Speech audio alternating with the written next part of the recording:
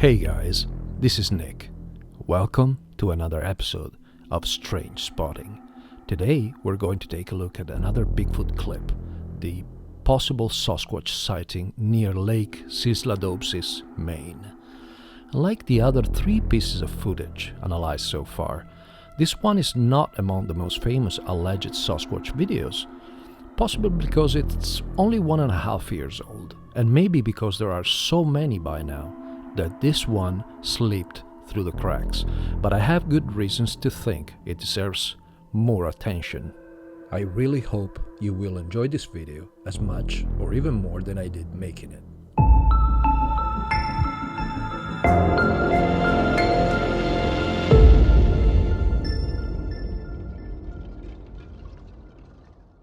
As usual, I'm going to play the full original clip first, with only a couple bleep sensors for profanity. They tried to bring those guys on talk shows and everything, and when they had to look up their record, they had all these felonies in process, so they couldn't actually do anything. Yeah. Hey, you like Norm Macdonald? Yeah, dude, he's fucking great. You ever hear that one he does on alcoholism? Huh. It's like I got a friend, Jimmy. He's an alcoholic. I said, Jimmy, yeah, it's true you got the disease, but out of all the diseases, I think you got the best one. He says, it's the only disease where you get to drink all the time. He says, you go to a bar, you meet a girl who's got the same disease as you do.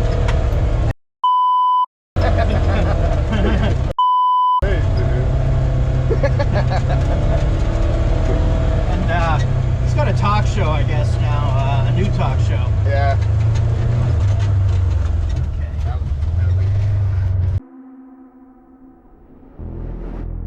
This video was published on the author's YouTube channel on May the 30th, 2021, under the name CZU Uncut.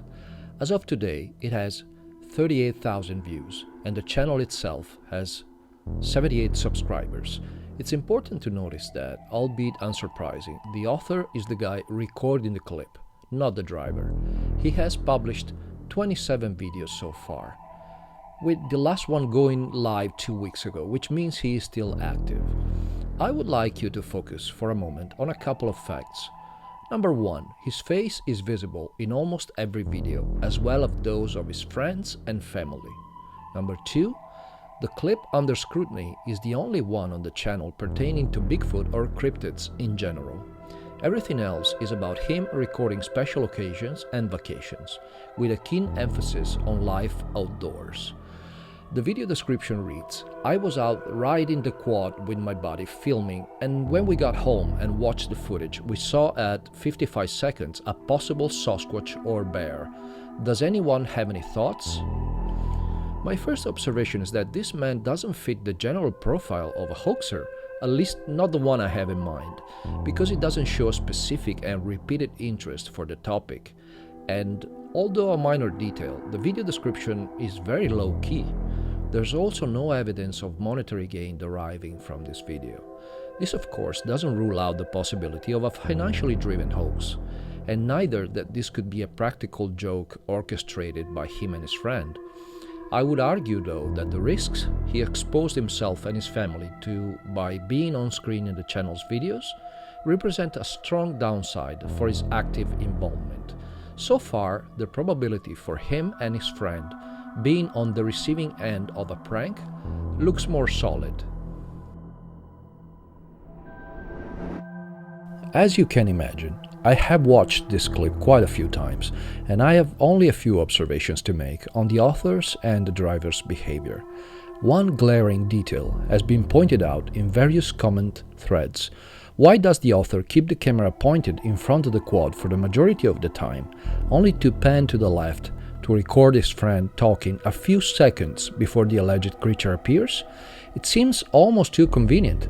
This is definitely an element corroborating the hoax hypothesis. The only two explanations I could come up with are pure coincidence or an involuntary reaction to the left turn. On the other hand, I could not detect any nonverbal clue in their voices that betrays awareness. In fact, the driver's face is glued to the road all the time, and this may suggest that the camera holder is the only one privy to the hoax unfolding.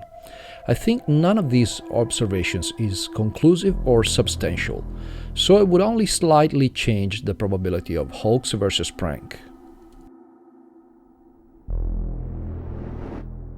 Let's move on to the subject. I will try, as usual, to use photogrammetry for a height estimate. We have a very good tree here to use as reference, given how close it is to the subject. It stands to reason that, due to their white bark and general features, the trees in this frame are a type of birch, and according to the information available on the web, the most likely candidates for birch with clear white bark in Maine are Betula pendula, also known as white or silver birch, and Betula papyrifera, otherwise known as paper birch. I lean towards the first because paper birch tends to have many more dark markings on the trunk surface. A mature white birch has a trunk diameter ranging from 1 to 2 feet, so I will conservatively assume that the chosen trunk is between 9 and 14 inches. I use 2 different colors for visibility, but they are the same length. As you can see, the line going to the top of the head to the foot equals to 8 segments. Given the assumptions, the results on the subject's height are quite surprising. They range from 6 to 9.33 feet, or 1.83 to 2.84 meters. I will apply further moderation and consider the 11 inches trunk as most probable measure, which means our subject stands roughly at 7.33 feet, or 2.24 meters. According to the Center for Disease and Prevention, about 2,800 human individuals in the whole world are 7 feet or taller, and given that the world population is approximately 7.4 billion, the resulting percentage is 0.000038%. Let's apply some logic here. If my estimate is correct, what are the probabilities of a person belonging to that negligible percentage wearing a Bigfoot costume in that specific occasion? Now, let's shift our focus to the subject's body proportions. I've drawn some bars in different colors for the purpose of anthropometric comparisons, and then, for visual reference, I've put the red ones, representing the full leg, side by side with the blue and yellow ones, representing the torso and the head. With a few simple arithmetic operations, we can see that the entire leg equals to 0.44 times the entire body. According to anthropometry, the average proportion for humans is 0.494, which means the subject in the video sports abnormally short legs. The same goes for the head-to-body ratio and the head-to-leg ratio. In humans, the head should be roughly 0.133 times the entire body, while the equivalent ratio observed on the subject is 0.147, and the head should be 1/4 of the leg, or 0.25 times, whereas the subject's head equals to 0.33 times the leg. These are not regular human proportions, and if we contemplate these results in combination with the height estimates, the odds of the hoax and prank hypothesis are greatly reduced. This short clip displays a slowed-down side view of Usain Bolt, holder of the world record on a 100-meter sprint, followed by a slowed-down clip of the subject running. I saved a few frames from each clip for comparison. Out of the 3 frames I saved from the Lake Sysladobsis footage, in the first one, the subject's body is fully visible, while in the other 2 it's partially covered by the trees. We can draw lines representing the skeletal structure while sprinting for what's visible in each, in a similar fashion to what 3D artists call rigging. Here's the representation. What do you see? I moved them down and resized them for comparison with Usain Bolt's skeletal structure while sprinting. They don't match. Not just by a little, they are completely different. As you can see, the subject torso and head are leaned forward for the entire sequence. The head and the neck are positioned roughly at a 20-degree angle in relation to the torso. The neck is barely visible.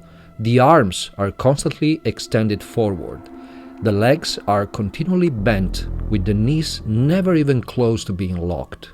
The lower portion of the legs never raised beyond the 90 degree with the upper portion, and the feet displaying a mid-tarsal break. These body mechanics are not human and indicative of several musculoskeletal adaptations to different environmental conditions than the ones responsible for the evolution of Homo sapiens' walking and sprinting mechanics. These observations drive further down the probabilities of the hoax and the prank hypothesis. This is the first photogram where the subject is visible, and this is the last one. It's in the clip for exactly 2 seconds and 42 Hz. I tried to find something that could help me estimate its average running speed for the entire time it's on screen, but I couldn't. What I could do was to gauge its speed in a smaller interval by using the height estimate seen previously and comparing to the distance between these two trees, which corresponds to 1.901 times the height bar. The subject covers the distance between the two trees in 18/60ths of a second, or hertz, equivalent to 300 milliseconds. This is a precise measurement achieved with my video editing software timeline functions. Let's see the results for the most conservative height estimate, 7.33 feet or 2.24 meters. According to my calculations, the resulting distance between the two trees is 13.934 feet or 4.25 meters, and the subject is running at 31.68 miles per hour or 50.99 kilometers per hour. I applied the same formulas to the height estimate table, with 2 columns on the right, with Usain Bolt's world speed record for reference. The subject's speed ranges from 25.92 miles per hour or 41.72 kilometers per hour for a 6 feet or 1.83 meters height, to 40.32 miles per hour or 64.9 kilometers per hour for a height of 9.33 feet or 2.84 meters. I would like you to contemplate what I'm about to tell you. Even at the lowest height estimate, the subject would be running at a speed greater than the world record. I must point out that we are comparing Usain Bolt's average speed on a 100-meter sprint to the subject's speed on a much shorter distance. But according to the information I could find, Usain Bolt's peak speed within those 100 meters is 27.5 miles per hour. If my estimate of the subject's height is correct, and we assume that the measured speed is its peak speed, it means it's 15.2% greater than that of the fastest man alive. Before moving on to the closing arguments, I'd like you to ask yourself the following question and seriously ponder the implications of the answer. What is the probability that CZU Uncut, author of the footage under scrutiny, found a person with abnormal height, anomalous body proportions, capable of running at top speed greater than that of the fastest man alive, with unnatural body mechanics, while wearing a potentially movement-impeding full-body costume?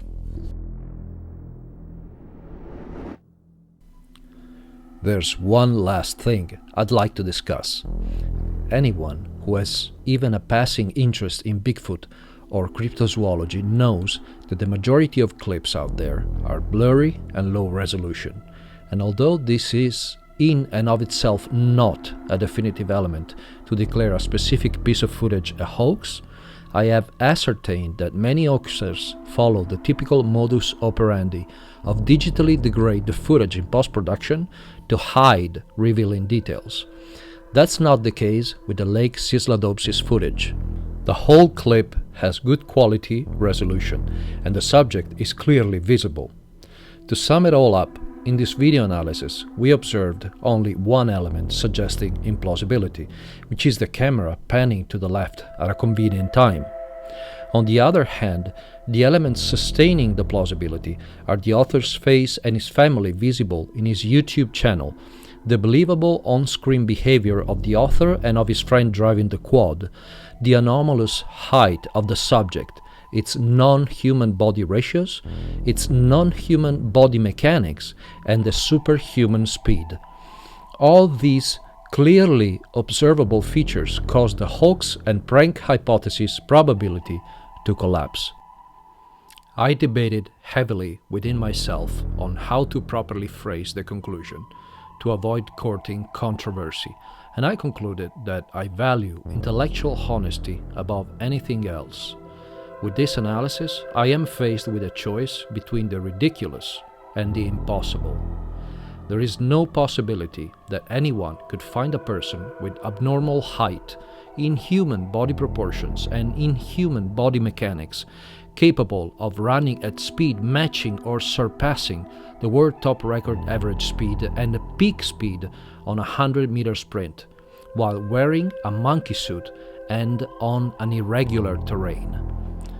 Therefore, and believe me, I wouldn't say it lightly, I deemed the possible Sasquatch sighting near Lake Sysladobsis, Maine footage irrefutable evidence, and the present analysis scientific proof of a non-human bipedal ape, possibly a hominid, inhabiting the North American continent. Do you agree with this analysis? Is there any specific clip or mystery that you would like me to analyze? If so, please let me know in the comments. I really hope you enjoyed this video, and if you did, it would really help the channel grow if you could hit the like button and subscribe for more content like this. Thanks for watching, and see you in the next one.